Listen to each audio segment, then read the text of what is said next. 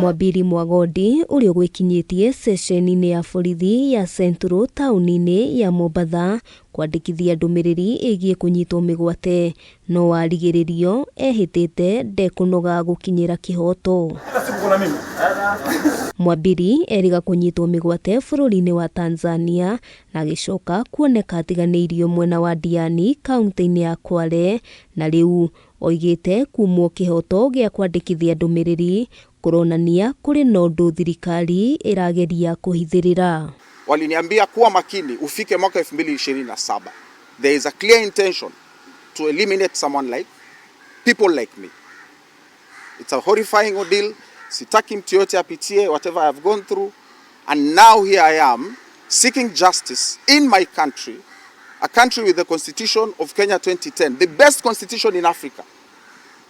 Kuringana na rwiriri aihoto cia umundu, thirikari iri na matanya magukiria ikundi itiganite guku makiranira kwaga gucoka na thutha hari gutigirira ihoto itiragararwo. I had no idea what intention the Kenyan police had against me. I am a Kenyan citizen. Sawa, I am very patriotic to this country. I love this country very much. Even the Tanzanians who have worked with will tell you how I speak highly of this republic. Mr. Mwambiri hana hatia yoyote. Yeye ameweza kuhold the government accountable.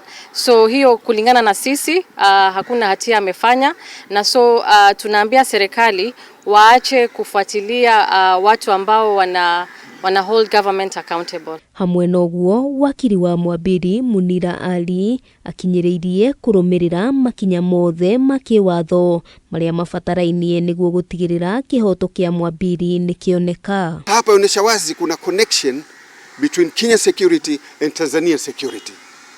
It is something that we always suspect, lakini sasa inaonyesha dhahiri kwamba kuna connection baina hawa wanaharakati ambao wamekwenda Tanzania wakashikwa, wengine wakateswa na kafanywa mambo ya kiajabu ajabu na Kenya security. Na hili jambo ambalo linatutia wasiwasi sisi sote, yaonesha wazi kwamba mambo ambayo hayawezi kufanya hapa Kenya sasa wanatumia Tanzania kuwafanya wa Kenya kule.